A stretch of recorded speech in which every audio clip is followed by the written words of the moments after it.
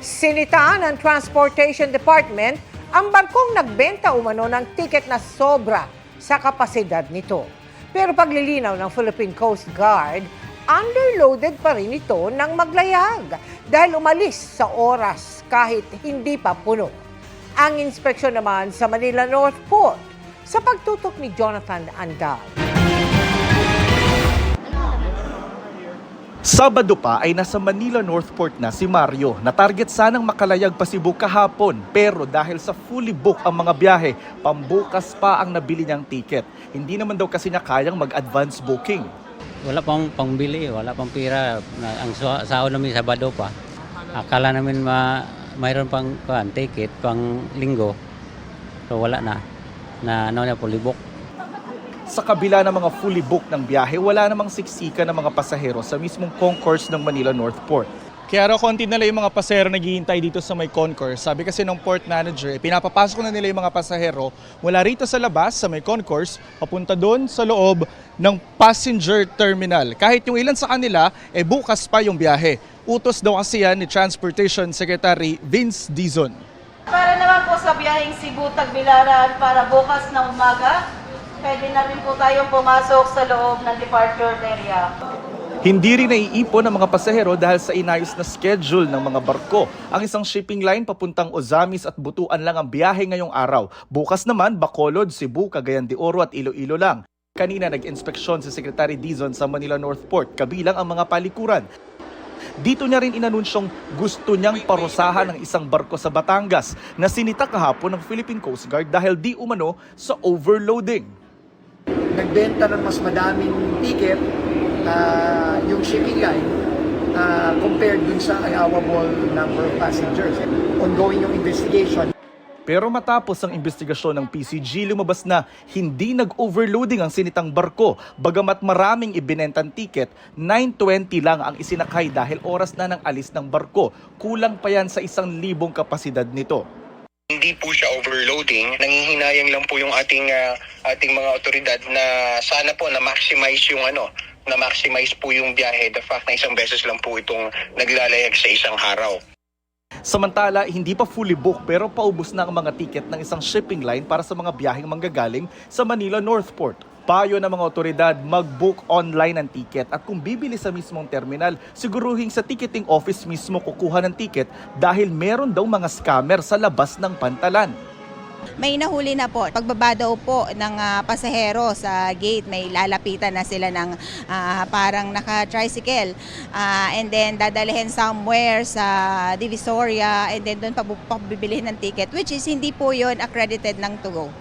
Para sa GMA Integrated News, Jonathan Andal, nakatutok, 24 oras. Nakalagay na ang pangalang West Philippine Sea bilang label sa dagat sa kanlurang bahagi ng Pilipinas sa Google Maps. Makikita yan kapag binuksan ang mapa ng Pilipinas sa digital maps ng tech company sa ilalim ng administrasyon ni dating Pangulong Benigno Aquino III noong 2012. Opisyal na pinangalanan ng Pilipinas sa mga lugar sa kanlurang bahagi ng archipelago bilang West Philippine Sea. At noong 2016, pumabor sa Pilipinas ang Permanent Court of Arbitration sa The Hague laban sa pag-angkin ng China sa South China Sea na anilay walang legal na batayan. Pero patuloy na tinatanggihan ng China na kilalanin ang desisyon ng korte. Sinusubukan pa ng GMA Integrated News na kunin ang pahayag ng Google kaugnay nito pero wala silang tugon sa ngayon. Mga kapuso, may more than 20 million views na and counting ang trailer ng Encantadia Chronicles Sangre. Gaya ng milyon-milyong kapuso, napahanga rin si kapuso rin na Michelle D at nag-fangirl sa kanyang bestie na si Rian Ramos. Yan ang chika ni Nelson Canlas. Mahabang panahon ang hihintayin ng mga taga-Encantadia bago dumating ang bagong tagapagligtas. Goosebumps ang hatid ng bagong pasilip sa inaabangang Encantadia Chronicles Sangre. Mula sa pagbabalik ng 4 na OG Sangre hanggang sa mga bagong tagapangalaga ng mga nagbagong bihis na brilyante, mga bagong karakter, pati ang makapigil hingang ganda ng CGI at action scenes. Napawaw kaya pinag-usapan online ang trailer na umabot sa 24.4 million views as of 12 noon kanina. Isa sa mga vocal sa paghanga sa Encantadia, si Kapuso beauty queen Michelle Marquez D. My mind was blown. Kudos to GMA for just executing that. And I'm sure maraming nag-aabang talaga sa bagong Encantadia Chronicles Sangre. Pero I have to say, medyo biased po ako sa asawa ko sa bahay. Si Rian kasi, she's playing Metena. And grabe, I'm just so excited for everybody to see how she's brought that character to life. Grabe talaga yung pinaghandaan ni Rian for that. And I'm sure for every Sangre that's on Encantadia. Metena sa Encantadia, pero beshi sa totoong buhay. Sa IG, may bardagulan meets bestie banat sila ni Rian Ramos. Say ni Michelle, basta Team Rian daw siya kasi lagot daw siya sa bahay kung hindi. Sagot naman ni Rian, lalakasan niya ang aircon sa kwarto ni Michelle. Matapos maging guest housemate sa bahay ni Kuya, busy sa kabi-kabilang ganap si MMD. As a certified car enthusiast nga siya over the weekend. Tuloy-tuloy rin ang pag-promote niya sa debut single na Reyna. Siyempre, to everyone that's continuing to support my debut single, Reyna, please keep doing it. We've put in so much hard work. Of course, thank you to Star Music and GMA Network for co-producing that with me. Nelson Canlas, updated sa Showbiz Happenings.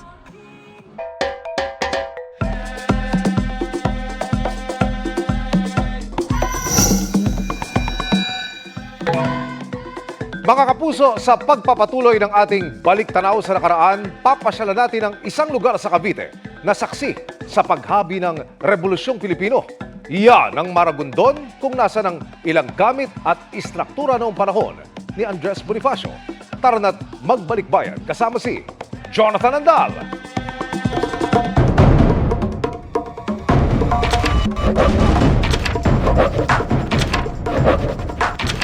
Wow, parang binalik sa nakaraan. May mga butas pa nung panahon nung ginawa itong company na Aguinaldo. May mga butas Itong mga na yan. butas na ito. Oo, yan. Tama ng bala. Oo. Extra rice, please. Bahala na si Lord. Babangga. Sa araw na to, mamamasyal ako pabalik sa nakaraan. Sa isang bayan sa Cavite na hindi masyado napupuntahan pero mayaman sa kasaysayan. Welcome to Maragondon. Ngayong araw, samahan nyo kaming pumasyal at balikan ang ilang mahalagang piraso ng ating kasaysayan.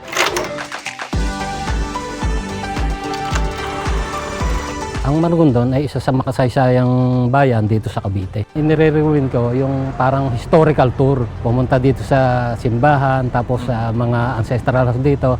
Diretso yung panghuli sa Bonifacio Shrine. Ang first stop, ang makasaysayang 400-year-old Maragondon Church. Wow, parang binalik sa nakaraan. Parang ganun yung sa Maria Clara at Ibarra kung saan nagsisermon yung mga pare. Original pa yan, yung pulpito. Pati yung retablo, original din ba yan? Ang ganda nung nung disenyo, very intricate Tapos yung nasa gitna ng na retablo. yan ang yung birhen dito, yung Nuestra Señora de la Asunción. Unang binuo itong simbahan noong 1618, pero dumaan pa ito sa demolition, reconstruction, renovation, kaya natapos na lang ito gawin mga 1714. Sa looban mismo ng simbahan, may nakatagong mahalagang piraso ng kasaysayan. Ang titingnan natin ngayon ay yung pinagkulungan sa magkapatid na Andres at Procopio Bonifacio. Yan, sa may pintong yan. Diyan ikinulong ang magkapatid na Andres at Bonifacio. Ginamot pa yung sugat niya Nung kinabukasan ng madaling araw, kinuha na rin yung magkapatid, dinala sa Bonifacio Trial House para litisin na. Noong 1897, nagsilbi ring kampo ni Noe General Emilio Aguinaldo ang simbahan ng Maragondon. Patunay dyan ang mga bakas sa pintuan hanggang ngayon. Pati itong pintuan, original din ito, 1618. Ibig sabihin 400 years old na. Oo. Pero tignan mo, ang tibay pa rin, Yung mga tama ng bala yan. ito mga butas na ito. Oo, yan. Mga yan. Tama ng bala. Oo, yan. Ilang minuto lang mula sa Maragondon Church, makikita ang isa pang mahalagang parte ng kasaysayan, ang Bonifacio Trial House. Narito tayo ngayon sa bahay na kung saan nilitis ang magkapatid na Andres Bonifacio at Procopio Bonifacio. Itong ating nilalakaran ito, original na kahoy pa ito na nilakaran ng magkapatid. Wala pa nababago rito sa mga kahoy na yan, pati sa mga sahig at mga dingding, bintana, lahat. Pressure pa yan. Yan ang big diorama. Oh. So, ito yung actual scene kung paano nilites si... Yung magkapatid. Dito sa Maragondon, marami pang natitirang ancestral house. May ibang maayos pa ang kondisyon, pero may ilang tila na pag-iwanan na ng tuluyan ng panahon. Itong bahay na to, yung dati raw opisina ni General Mariano Noriel, isa siya sa mga miyembro ng tribunal na naglites sa magkapatid na Andres at Procopio Bonifacio. At dito raw, sa lugar na ito, ibinaba ang utos na ipapatay yung magkapatid na Bonifacio. Break muna tayo sa gala. Itikman ko naman ngayon ang ilang pagkaing ipinagmamalaki ng Maragondon. Kasama natin si Chef Richard at ipagluluto niya tayo ngayon ng delicacy dito sa Maragondon. At tinatawag nilang sinangag sa patis. Basically, adobo na walang toyo pero patis ang gamit. Hanggang kailan natin nahaluin to? Pag nakita nating Nagkakapasok ka ng konti.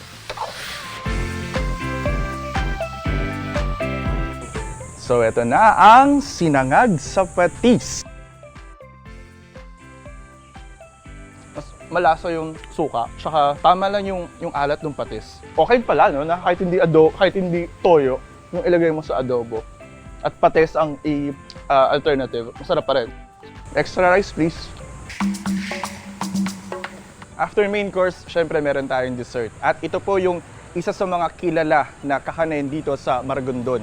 Mukha siyang biko, pero ang tawag dito ay kasintahan. Kasi meron siyang palaman sa loob at pag pinaghiwalay mo daw yon, yung parang biko tsaka yung palaman, hindi na masarap.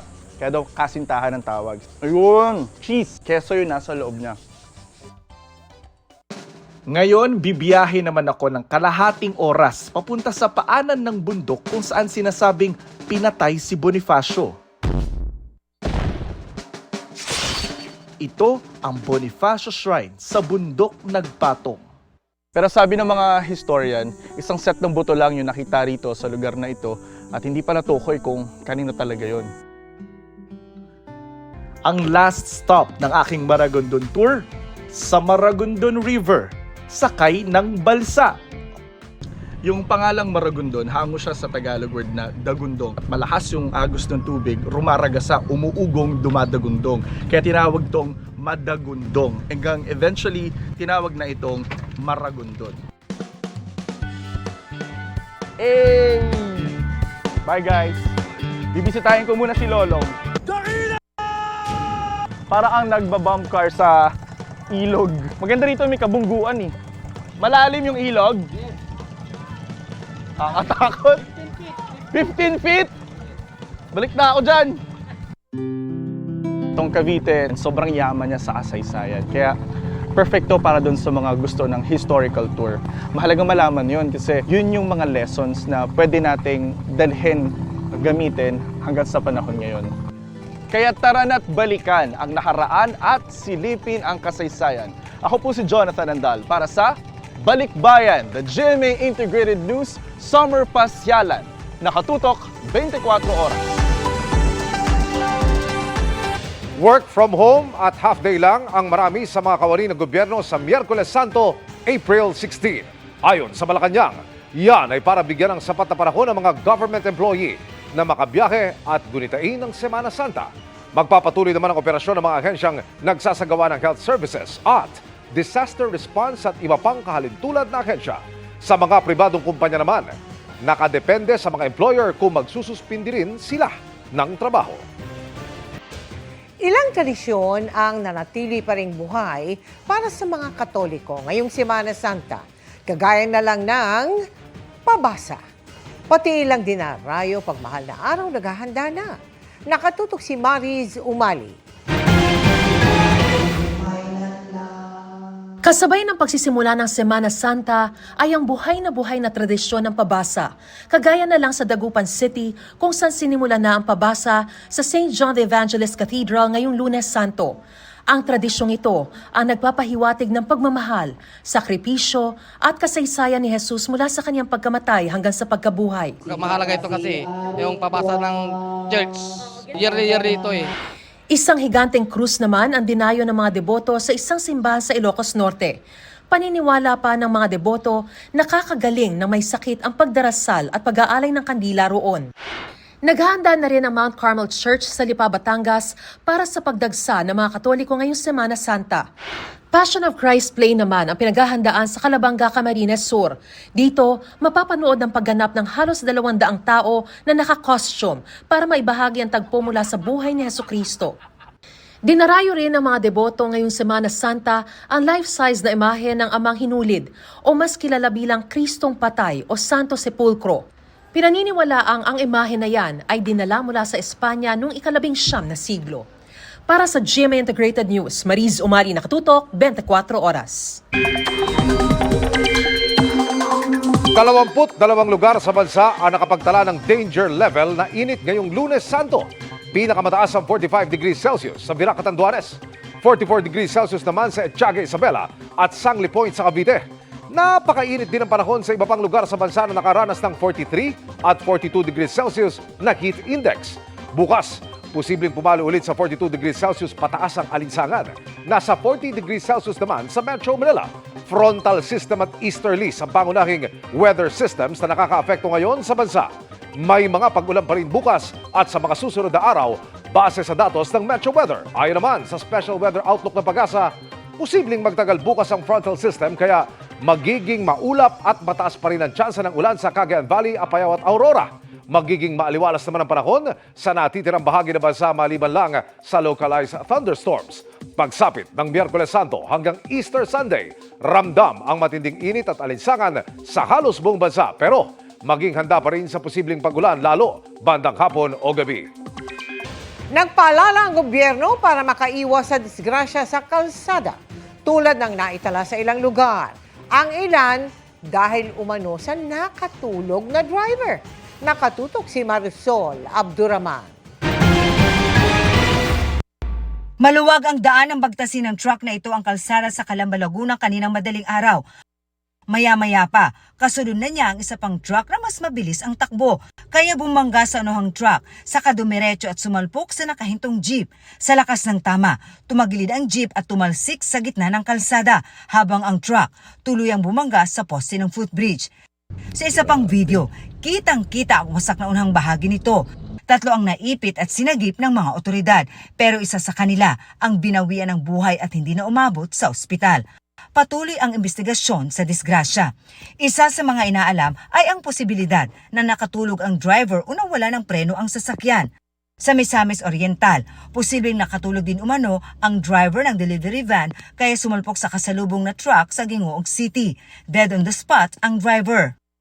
Sa Canlaon City, Negros Oriental, tumagilid ang isang truck itong weekend at nasawi ang driver nito. Nabundol naman ng motorsiklo ang isang grade 11 student sa Kalasyaw, Pangasinan sa mismong araw ng kanyang recognition rites. Sa Cebu City, nasagasaan din ang 4 na taong gulang na babae na umihilang umano sa gilid ng kalsada. Nahuli ang nakasagasang driver na tumakas matapos ang insidente.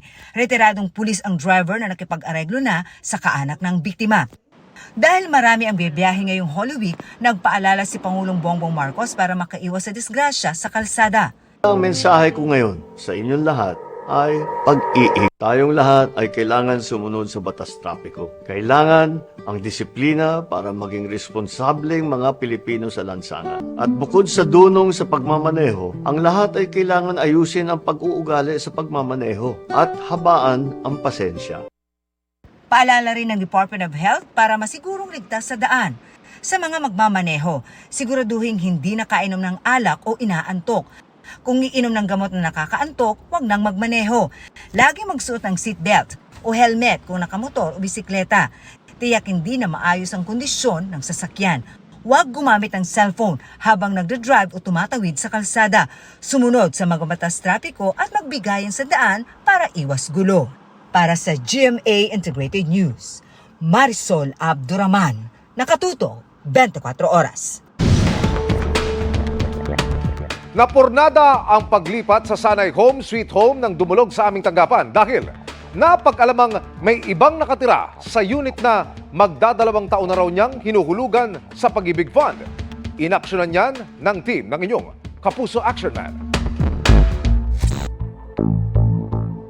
Mayo taong 2023 pa, pinahintulutang mag-move in ng Pag-ibig Fund si Abril sa nabili niyang house and lot sa Pasong Kawayan 2, General Trias, Cavite. Mahigit kalahating milyong piso ang halaga ng property na nasa mahigit 3,000 piso ang monthly amortization sa loob ng halos 3 dekada. Pero ang hinuhulugang Home Sweet Home naging pabigat lang pala sa bulsa. Magto 2 years na ako maghulog ngayong May. Ang problema ay hindi ko nga mapuntahan ay matirahan. Yung na-process na, tapos na-take out na. Yung pagpunta ko doon sa unit, may nakatira. Ang dapat daw nakatira sa katabing property, abay, napunta sa bahay at lupa ni Abril. Sila naman po lang nagsabi na ang unit nila talaga ay lot 21. Kasi yun ang binigay sa Pag-ibig sa kanila. Huli na daw nila nalaman na mali pala ang binigay sa kanila na unit. Sa kabila ng pagkakamali sa turnover, ayaw na raw lumipat ng nakatira dahil napagawa na nila yung extension sa unahan. Kaya yun ay hindi sila basta-basta alis. Siyempre po, may kalungkot na magbabayad ka ng mahal tapos hindi mo matirahan, hindi mo malang malipatan. Wala naman kaming kasalanan dito eh. Kasi wag niyo sabing hindi dalawang ino-occupy namin kasi wala kaming sala eh. Biktima kami. dumulog ang inyong Kapuso Action Man sa Pag-ibig Fund. Nagkaproblema raw sa turnover ng housing unit. Pero sa ngayon ay nag-alok na sila ng kapalit na bahay at lupa. May katumbas din itong laki at halaga na matatagpuan din sa nasabing subdivision. Sumang-ayon naman dito si Abril. Tiniyak din ng ahensya na ang lahat ng naibayad ni Abril sa loob ng nakalipas na 2 taon ay maipapasok sa kanyang bagong housing unit. Lumapit ako kay Kuya Emil Sumangil at sa kanyang team ng Action Man at agad-agad naman nila na aksyonan.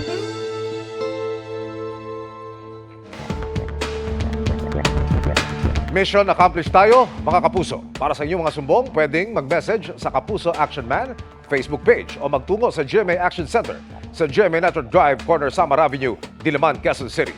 Dahil sa anumang reklamo, pang-abuso o katiwalian, tiyak, may katapat na aksyon sa inyong Kapuso Action Man. Nag-apply ng asylum sa Amerika si dating PCSO Chair Royina Garma. Kinumpirma yan ng kanyang abogado na sinabing Nobyembre noong nakaraang taon pa nag-apply si Garma. April 2 naman dapat ang initial hearing pero nakansela ito. Hindi naman daw siya makapagbigay ng karagdagang detalye tungkol sa asylum application dahil mga abogado sa Amerika ang nakakaalam nito. Nakakulong sa Amerika si Garma pero dahil sa kakulangan ng dokumento at hindi dahil sa money laundering ayon sa kanyang abogado. Sa Pilipinas naman, naharap siya sa hiwalay na reklamong murder at frustrated murder para sa pagpatay kay dating PCSO Board Secretary Wesley Barayuga.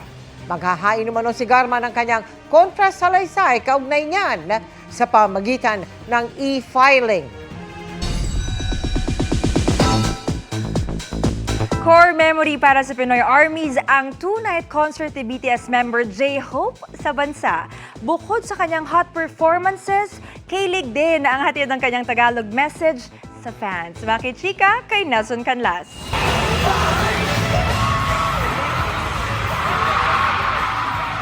Feels like a sweet dream sa Pinoy Armies ang two-day Hope on the Stage concert in Manila ni BTS member J-Hope.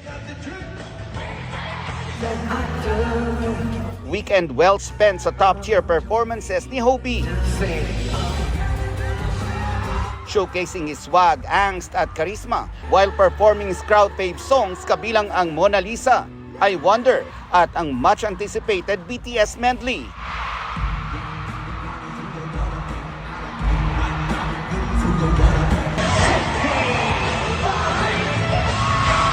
Kasama na ang Bapesay o Silver Spoon.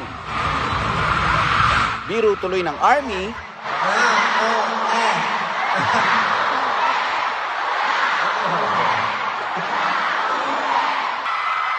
Worth the wait nga raw ang 8 years of waiting ng Philo Armies for their OG Sunshine. Nakita sa shinare na soundcheck snippets ni J-Hope online.